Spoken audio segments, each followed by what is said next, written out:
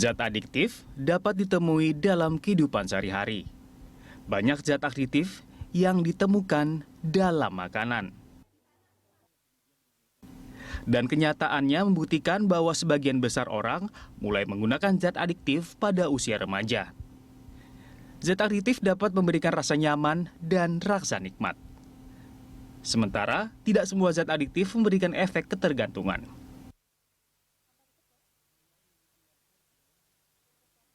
Zat adiktif bisa digunakan untuk kepentingan pengobatan, di antaranya untuk terapi dan berasal dari tanaman atau hewan. Lantas, apa saja jenis dan fungsi zat adiktif pada makanan, serta seberapa aman bagi kesehatan manusia? Tim Liputan, Berita 1.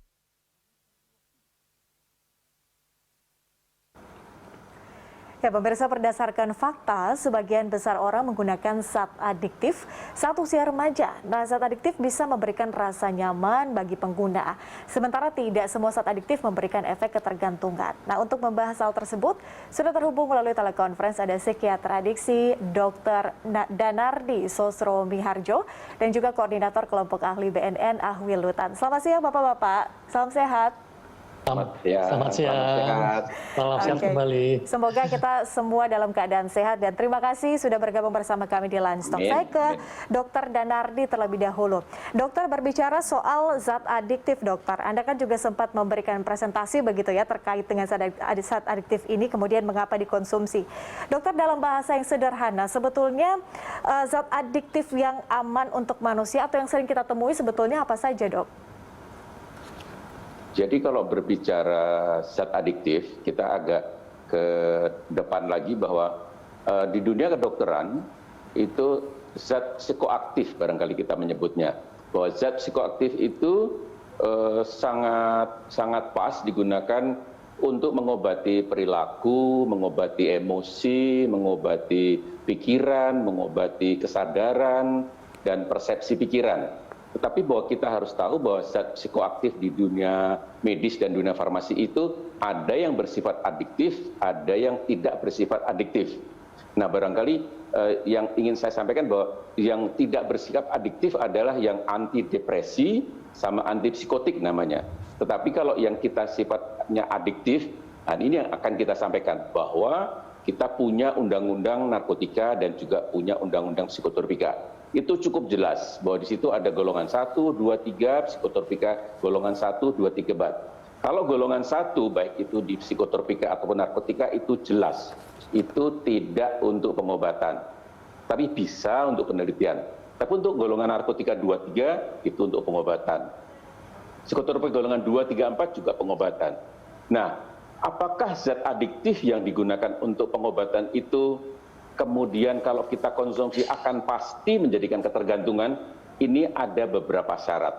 Syarat nomor 1 adalah bahwa ketika kita memberikan obat yang punya sifat adiktif ini, apakah diberikan dalam jangka panjang? Kita akan monitor kalau pemberian di atas 4 minggu, kita perlu berhati-hati. Kemudian juga bahwa apakah obat ini akan diberikan sering? Apakah hanya sekali pemberian, kemudian di 3 bulan lagi diberikan? Kalau hanya pemberian 1 kali, relatif aman. Juga kemudian bahwa yang bisa menimbulkan adiksi itu apabila dosisnya relatif tinggi. Kalau dosis itu kecil, itu sebagai dokter kita aman. Tapi apakah bahwa kalau tadi dengan dosis yang relatif rendah atau kemudian pemberiannya sering, itu sudah pasti? Tidak. Ada unsur manusianya. Ada unsur manusia itu bahwa ternyata bahwa kalau orangnya itu mempunyai ciri-ciri yang kepribadiannya matur, kepribadiannya bisa mandiri, itu boleh dikatakan tidak akan terjadi ketergantungan. Tetapi kalau orang itu ada mudah galau, mudah cemas, kurang percaya diri, punya ciri kepribadian tertentu, itu bisa. Jadi kalau sebagai psikiater ketika akan memberikan obat yang punya sifat adiktif, kita melihat ciri-ciri yang kurang matang atau mudah tersugesti, tidak percaya diri, kita perlu berhati-hati agar supaya bahwa obat yang kita berikan ini tidaklah menjadi ketergantungan nantinya. Itu berbicara tentang obat. Tapi bahwa kegunaan di dalam dunia kehidupan ini bahwa zat adiktif itu selain untuk pengobatan juga ada yang untuk rekreasional. Tentu Bapak Teresia kenal ada kopi, ada teh, ada coklat, ada cola, itu ada sifat adiktifnya meskipun sifatnya ringan. Atau bapak-bapak yang senang dengan tembakau, senang dengan nikotin, itu juga suatu zat adiktif yang sifatnya ringan dan digunakan bukan untuk terapi tapi untuk bersenang-senang. Ada satu lagi bentuk zat adiktif yang digunakan dalam upacara keagamaan, seremonial, itu juga ada. Nah, pada dasarnya bahwa kalau itu digunakan untuk senang-senang atau digunakan dalam upacara keagamaan, pasti dosisnya kecil.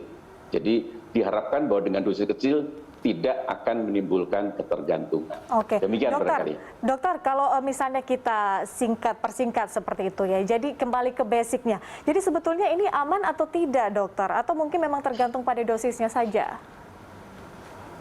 Jadi ada beberapa pemahaman. Kalau dosisnya itu relatif dosis recommended, dosis yang sudah disetujui, baik itu oleh Badan POM ataupun juga Badan Dunia, dan obat itu sudah punya rekomendasi, artinya bahwa itu dikonsumsi jangka panjang itu aman, pasti aman. Jadi itu rekomendasi yang sifatnya universal. Kemudian juga sebagai dokter perlu berhati-hati karena tadi ada sifat yang namanya toleransi. Karena zat adiktif itu punya sifat toleransi, kalau kita berikan dalam jangka panjang itu bisa menurunkan dayanya. Jadi kita harus menambah dosisnya. Jadi kalau sudah lewat 4 minggu dan merasa bahwa ini pasien rasanya akan berkepanjangan, kita akan gantikan zat psikoaktif yang tidak bersifat adiktif. Sehingga bahwa meskipun zat psikoaktif, tapi ini digunakan jangka panjang, itu menurut rekomendasi Badan POM itu sehat. Oke, saya ke Pak Ahwil. Pak Ahwil, kalau dari BNN sendiri sebetulnya zat adiktif itu yang seperti apa sih Pak yang kemudian dilarang penggunaannya atau mungkin dibatasi penggunaannya?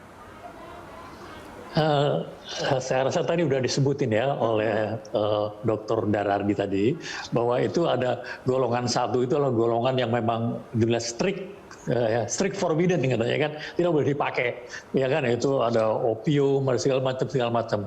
Jadi untuk supaya mengetahui juga, ini ada sejarahnya ini, mengapa. Makanya dulu di dunia ini awalnya yang keluar itu, yang pertama keluar adalah Single Convention on Narcotic. Itu adalah Single Convention tahun 61.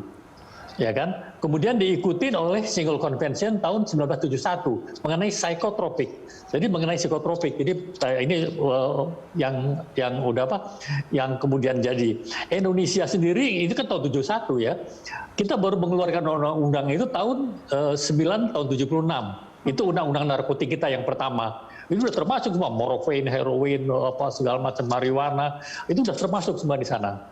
Nah, tetapi dengan adanya kemudian ini dianggap kurang tidak pas gitu ya, supaya bisa dibedakan antara narkotik dan psikotropik, negeri ini sempat membuat 2 undang-undang. Undang-Undang nomor 5 tahun 97 dan Undang-Undang nomor 22 tahun 97. Yang satu mengenai psikotropik, yang satu mengenai narkotik. Ini maksudnya untuk supaya mana yang narkotik, mana yang psikotropik. Jadi mana yang dilarang full, mana yang enggak. Tapi ini ternyata juga tidak efektif. Akhirnya keluarlah Undang-Undang 35 2009. Di mana semua golongan 1 yang ada di psikotropik itu masuk narkotik semua. Jadi udah nggak ada masalah tuh, masuk semua. Tinggal bahwa ini adalah udah pasti dilarang gitu. Nah, golongan 2-3 yang buat pengobatan tadi disampaikan oleh Pak Darmadi. Jadi melihat jumlahnya dikontrol oleh Badan POM, oleh dunia juga, terus pemakaian yang tidak terus-menerus. Nah, itu semua dikontrol. Jadi kalau yang golongan 1 pasti Badan Narkotik Nasional itu strictly forbidden, itu tidak boleh semua. Itu semua adalah yang dilarang oleh Undang-Undang nomor 35 tahun 2009 ini. Nah, ini yang saat ini jadi betul undang-undang ini sebetulnya mulai juga ada yang ngotak-ngatik katanya ini undang-undang kurang efektif gitu. Ya kan, perlu direvisi kembali.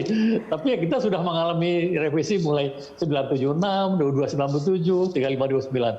Nah, sekarang katanya udah masuk di DPR kembali bahwa ini dianggap juga pasti kurang efektif untuk bagaimana pengawasan, semuanya penghukuman dan lain-lain gitu ya. Tapi ya kita ya sebagai orang yang pelaksana tugas, kita siap undang-undang apapun yang dijatuhkan. Yang penting semua kan kita membahasnya berdasarkan ilmiah. Jadi semua ini yang berbahaya untuk tubuh, ini yang tidak berbahaya untuk tubuh, ini yang memang untuk pengobatan, ini yang mana yang ini. Dan juga itu tadi. Jadi kalau kita bicara zat adiktif kan tidak semuanya adiktif ini dilarang, itu tadi. Merokok masa dilarang, ya kan? Minum alkohol orang kalau cuma minum bir 1% masa juga dilarang kan enggak? Apalagi kalau kita keluar negeri kan itu satu hal yang bebas gitu. Itu hanya untuk rekreasional. Tapi kalau yang betul-betul yang merusak kesehatan dan udah hasilnya sudah melalui banyak pengujian, itu pasti akan dilarang. Makanya undang-undang kita saat ini tegas, Undang-Undang 3529 semua golongan 1 yang tadinya masih di golongan psikotropik itu semua masuk ke narkotik. Jadi sama hukumannya. Oke. Jadi yang mungkin itu saya rasa yang Pak saya Will, sampaikan. tapi soal penanganan itu apabila memang sudah terlanjur begitu ya ketergantungan terhadap zat ini, seperti apa sebetulnya penanganannya?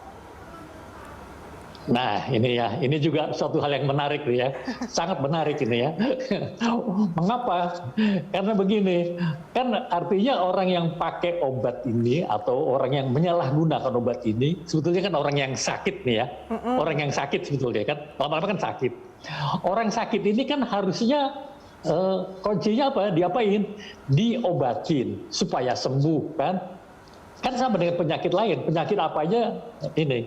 Nah, tetapi di Undang-Undang Kesehatan Jiwa kita yang baru, Undang-Undang Nomor 18 Tahun 2014, ini kebetulan dimotori nih waktunya, saya dimotori oleh seorang dokter juga, Dr. Novarianti Yusuf, yang memotori undang-undang ini.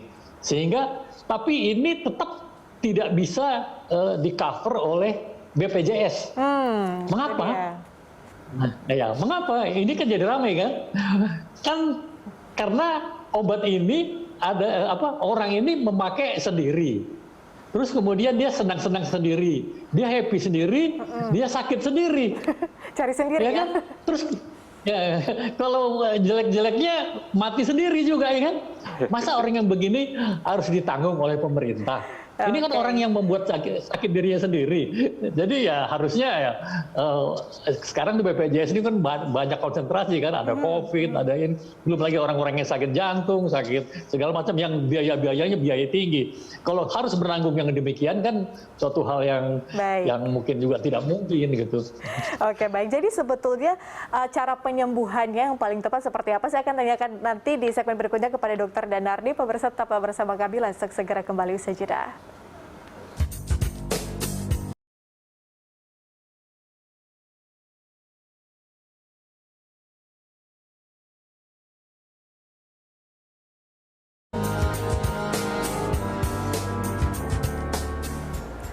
Ya, pemirsa, kita lanjutkan dialog. Kita masih terhubung dengan Dr. Danardi Sosro Subiharyo, psikiater adiksi dan juga ahli lutan koordinator kelompok ahli BNN. Saya ke Dr. Danardi terlebih dahulu di segmen kedua ini, dokter. Jadi ada tidak sih sebetulnya cara yang gampang, mudah begitu ya untuk masyarakat kemudian mengklasifikasikan zat adiktif yang kemudian memiliki efek ketergantungan dan juga tidak? Ya, jadi pada dasarnya tadi sudah saya sampaikan bahwa untuk zat adiktif yang kita konsumsi itu tidak akan otomatis penggunanya menjadi ketergantungan melalui suatu tahapan-tahapan. Bahwa banyak sekali, terutama yang dalam monitoring dokter, kita gunakan sebagai obat adiktif, tapi itu digunakan persisnya sebagai target terapi, sebagai pereda cemas untuk membuat tidur, dan dalam monitor dokter yang baik, maka zat adiktif itu akan memberikan manfaat dan tidak akan membuat ketergantungan. Jadi sekali lagi bahwa apabila gampangnya misalnya begini, bahwa pisau cukur itu sangat berbahaya kalau di tangan penjahat. Tetapi kalau di tangan tukang cukur, maka pisau cukur itu akan menjadi sangat bermanfaat. Jadi di sini bahwa zat apa, kemudian di tangan ahlinya, maka dia aman, bahkan malah bermanfaat. Kira-kira menjawabnya begitu. Oke, dokter begini, saya tidak tahu mungkin dokter yang lebih berpengalaman juga tahu lokasi atau bagaimana situasi di sana seperti apa begitu dokter. Tapi Anda sebutkan tadi bahwa kalau penggunaan ini kemudian berlebihan begitu, kemudian tidak di bawah pengawasan dokter misalnya, just in case misalnya ada case yang seperti itu. Nah, kemudian seseorang ini ketergantungan dengan zat adiktif ini. Apa yang kemudian bisa dilakukan paling awal, paling tidak untuk deteksi dini? Jadi tadi bahwa ada syarat bahwa apabila dosis itu relatif rendah atau mungkin juga sedang ke bawah itu relatif tidak akan menimbulkan tergantungan. Tapi juga kita perlu memonitor apabila digunakan lebih dari 4 minggu, mungkin akan terjadi toleransi. Toleransi itu adalah efek yang menurun ketika obat itu terus-menerus digunakan. Dan itu harus kita sampaikan kepada pasiennya. Kalau pasien itu kemudian menyampaikan, pasien itu merasakan, kok setelah 4 minggu kok begini dokter ya, maka dokter akan melakukan suatu perubahan. Nah, apabila pasien itu tidak compliant, pasien itu tidak patuh pada dokternya, maka dia menambah sendiri. Itu bisa terjadi bahwa kemudian dosisnya naik 2 kali, naik 3 kali. Nah, itu yang bisa menimbulkan dosisnya terus naik dan bisa melebihi dosis yang tidak seharusnya. Kalau kemudian itu datang lagi kepada dokter bahwa dokter saya ternyata begini, oh ayo. Jadi kita harus lakukan tapering namanya, kita turunkan perlahan. Karena ada kalanya bahwa kita harus mengenali bahwa obat yang disalahgunakan itu efeknya kalau diturunkan tiba-tiba bagaimana, apa harus pelan-pelan, itu masing-masing obat yang kita berikan itu sifatnya bisa berbeda-beda. Dokter adiksi itu sangat mengenali, obat ini akan begini, obat ini akan begitu. Kalau keracunan bentuknya seperti ini, kalau dibentikan tiba-tiba akan seperti ini. Jadi kira-kira prosesnya bahwa ada 2, apakah bisa dihentikan segera atau harus dengan cara diturunkan pelan-pelan. Dua-duanya adalah sesuai dengan drugs yang karakteristiknya dan juga sifat dari pasiennya.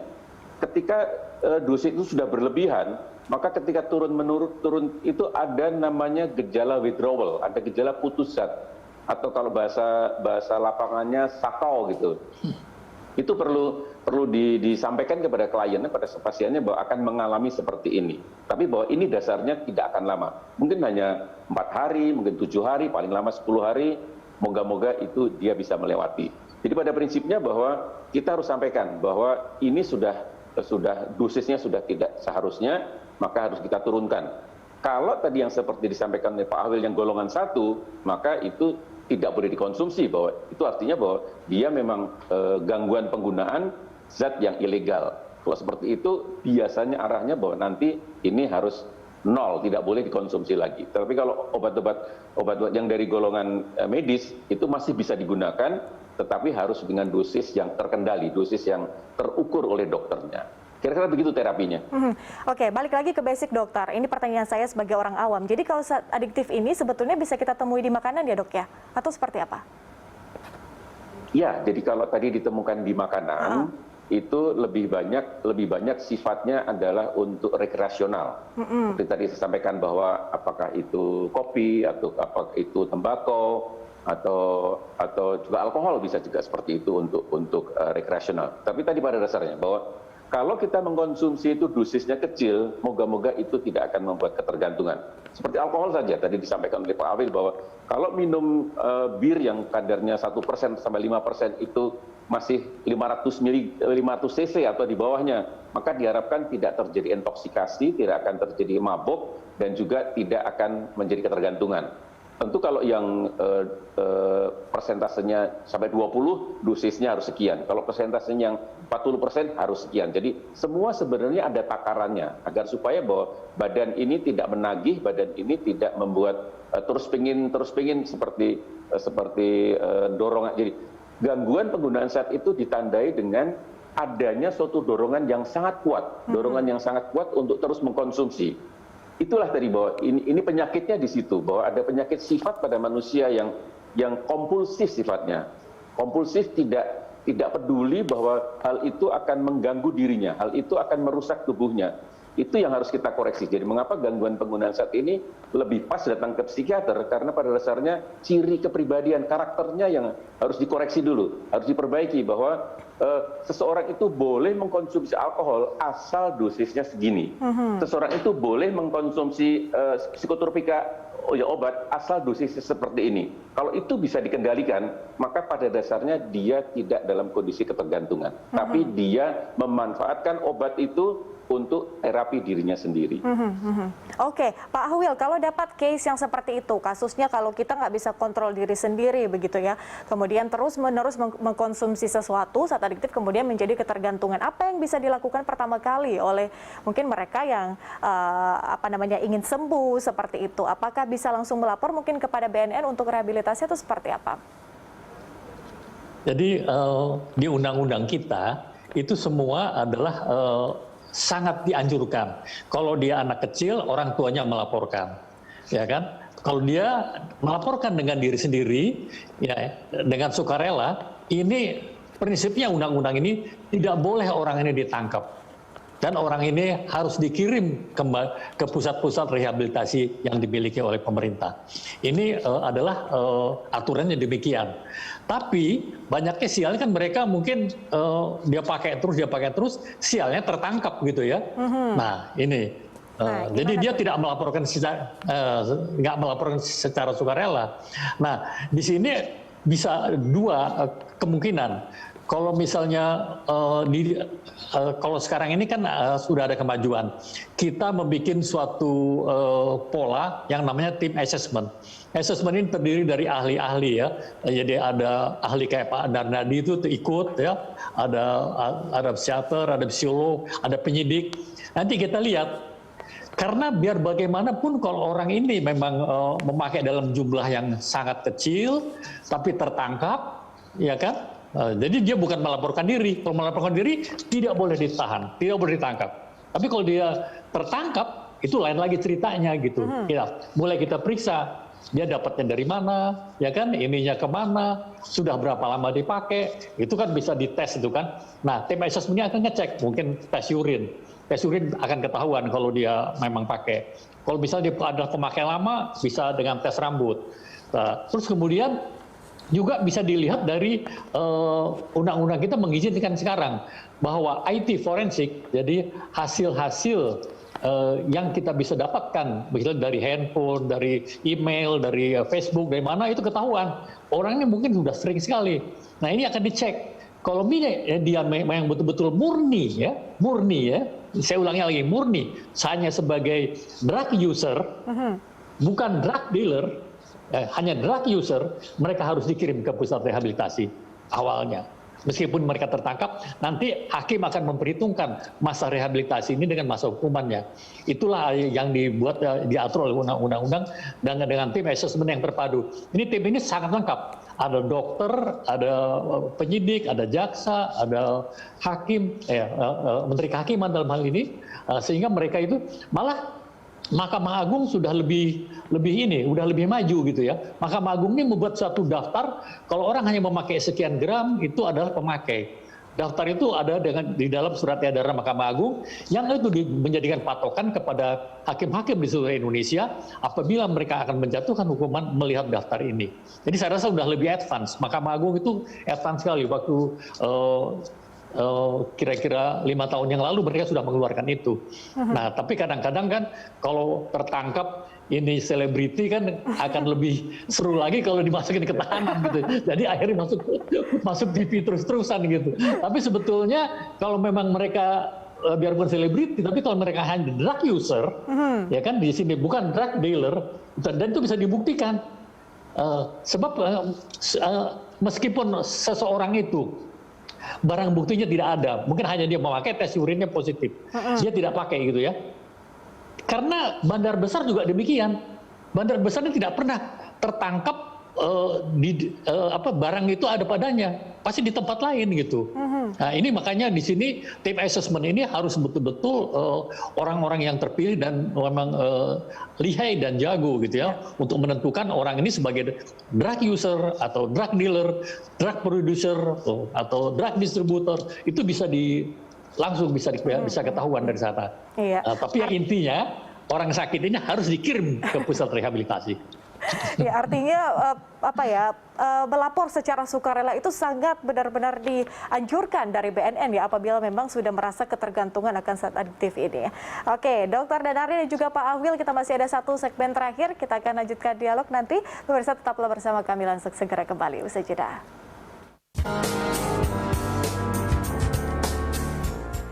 Ya, pemirsa, kita lanjutkan dialog. Kita sudah ada di segmen terakhir Dialog Lunch Talk siang ini. Saya akan ke Dokter Danardi terlebih dahulu. Dokter, di segmen terakhir ini, bisakah mungkin Anda memberikan rekomendasi, dokter, terkait dengan zat adiktif ini?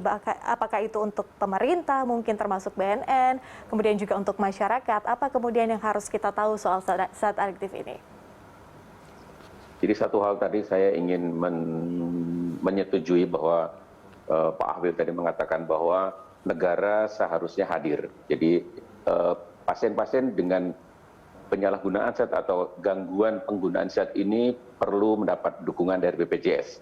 Karena pada dasarnya bahwa penyakit ini bukanlah dibuat sendiri. Tapi pada dasarnya banyak faktor, salah satunya tadi bahwa memang ada masalah dengan kepribadiannya, masalah dengan pengendalian dirinya, masalah dengan emosinya, masalah pikirannya. Ini mirip-mirip saja dengan juga misalnya pada pasien diabetes. Pasien diabetes itu juga tidak mampu mengendalikan karbohidratnya, tidak mau mengendalikan makanan-makanan yang enak. Jadi rasanya juga perlu untuk mendapatkan dukungan dari BPJS.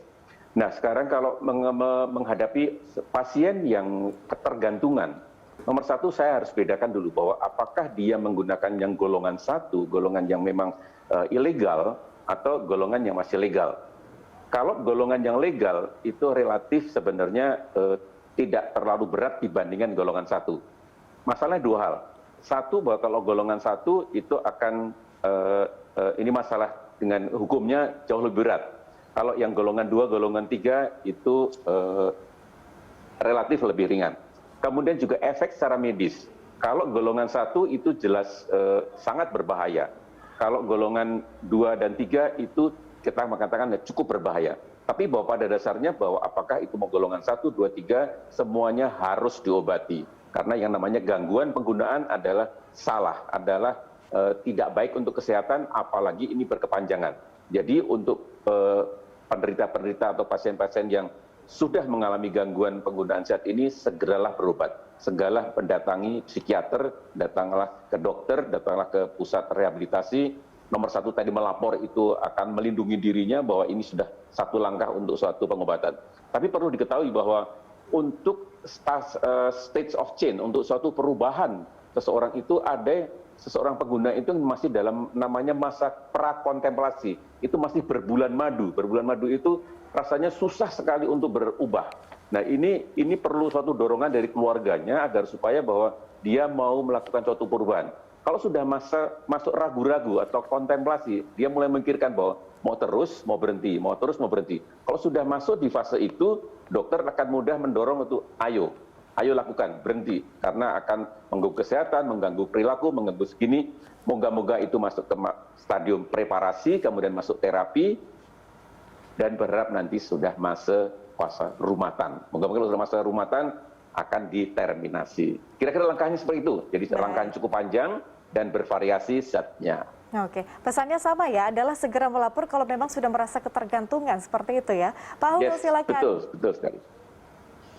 Saya rasa untuk orang tua, apabila mengetahui anaknya kan sudah mulai memakai barang-barang yang tadi disebutkan adiksi ini, apalagi itu yang sudah diketahui golongan 1, segera orang tuanya melaporkan kepada pihak yang berwajib. Apabila diri sendiri ya kan memakai juga, kemudian dengan kesadaran ingin sembuh gitu, kan ada orang yang ingin sembuh gitu kan, ingin sembuh, saya ingin sehat, dia melaporkan dengan sukarela juga, ini tidak boleh ditahan, tidak boleh ditangkap. Makanya kita mengadakan institusi tempat pelaporan sendiri, yang singkatnya IPWL. Kita tadinya ingin menggunakan semua puskesmas yang ada di Republik ini untuk bisa menerima ini juga laporan-laporan ini. Sehingga mereka bisa ditangani pertama, bagaimanapun kan orang ini kan orang sakit. Orang sakit ini kan tidak boleh intinya kalau menurut ilmu kedokteran harus disembuhkan. Cara penyembuhannya kan macam-macam, yaitu tadi. Tapi ini masih menjadikan suatu perdebatan bagaimana orang yang sudah sakit ini apakah bisa memakai dana yang dipakai oleh BPJS. Sampai saat ini di Undang-Undang Kesehatan Jiwa tadi BPJS belum bisa menerima kalau orang yang dibuat sakit sendiri kok ya kan ya dia pakai sendiri sakit sendiri terus dia ini withdrawal sendiri terus mungkin kalau lagi sial bisa mati sendiri kok kita harus ngobatin gitu kan karena kan sakit ini kan bukan sakit alam tapi dari dunia medis ini kan dunia yang penuh manusiawi selalu harus menyelamatkan nyawa orang. Nah, di sini katanya ada jalan, kalau menurut Dr. Danardi tadi ada jalan yang akan diberikan oleh Menteri Kesehatan bagaimana cara-caranya ini. Mungkin tidak BPJS, karena BPJS itu kan mirip asuransi. Jadi asuransi di luar negeri juga demikian. Asuransi di Amerika juga kalau orang pakai obat sendiri, itu asuransi nggak mau bayar. Jadi ini memang sudah suatu aturan mungkin dia pikir kan sakit dibikin sendiri kok kita yang harus menanggung gitu rame-rame kan nggak bener gitu. Oke. Itu kira-kira yang saya bisa. Pak Awil singkat saja berarti kalau misalnya harus melapor channelnya kemana? Ke puskesmas atau ada mungkin cara lain lagi? Ada institusi tempat wajib lapor. Ini sebetulnya di seluruh Indonesia ada, tapi paling tidak kalau mau lebih cepat ya kan, BNN mempunyai cabang di seluruh Indonesia. Terus ada polsek, kepolisian ada, rumah sakit ada. Banyak sebetulnya dia kemana saja melapor boleh. Ya, dengan laporan ini sekarang kita memang lagi membuat jaringan supaya network ini adalah terhubung secara nasional. Tapi memang kan karena beberapa kesulitan mungkin belum terhubung secara nasional. Tapi kita inginnya nantinya IPWL ini adalah terhubung secara nasional. Sehingga begitu orang ngelapor ketahuan. Orangnya jangan ditangkap loh, orangnya sudah ngelapor. Gitu. Ya, udah ketahuan ya di situ ya. Oke, artinya pesannya sama ya dari Dr. Danardi dan juga Pak Awil adalah kalau memang sudah merasa ketergantungan silakan melapor, ada banyak channel ya disediakan oleh BNN dan juga pemerintah apabila memang perlu melapor dan ingin sembuh begitu dari ketergantungan. Dr. Danardi, Pak Awil, terima kasih banyak sudah berbagi bersama kami di Lunch Talk siang ini. Semoga masyarakat lebih teredukasi ya dengan dialog kita siang hari ini. Salam sehat Bapak-bapak. Semoga bermanfaat. Ya, terima kasih. Terima kasih Bapak-bapak. Baik pemirsa, langsung akan segera kembali usai jeda, tetaplah bersama kami.